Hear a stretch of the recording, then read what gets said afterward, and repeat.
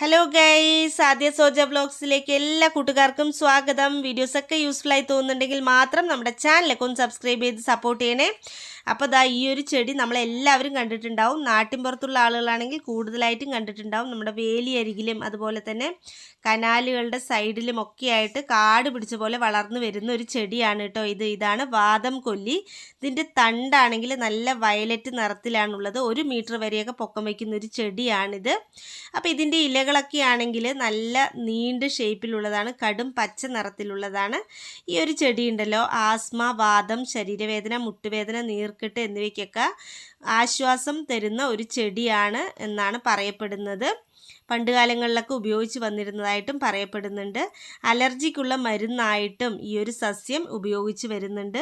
ഒരു പരിചരണവും ഇല്ലാതെ തന്നെ കാട് പിടിച്ച പോലെ നന്നായിട്ട് പടർന്നു പിടിക്കുന്ന ഒരു ചെടിയാണ് വാദം കൊല്ലി. പുഴവക്കിലും നാട്ടിൻപുറങ്ങളിലെ വേലിയോരത്തും ഒക്കെ ധാരാളമായിട്ട് കണ്ടുവരുന്ന ഒരു സസ്യമാണിത്. ഇതിൻ്റെ ഇലകളുടെ നീരെടുത്തിട്ട് എണ്ണ കാച്ചി മുട്ടുവേദനയും അതുപോലെ തന്നെ മറ്റു പല വേദനകളും ഉള്ളിടത്ത് ഉപയോഗിച്ചാൽ ആശ്വാസം ലഭിക്കുമെന്ന് പറയപ്പെടുന്നുണ്ട്. ശക്തമായ തലവേദനയ്ക്കും ഈ ഒരു ചെടി നല്ലതാണെന്ന് പറയപ്പെടുന്നുണ്ട്. തണ്ടൊക്കെ മുറിച്ച് നട്ടിട്ട് പുതിയ തൈകളൊക്കെ ഉണ്ടാക്കിയെടുക്കാൻ പറ്റും.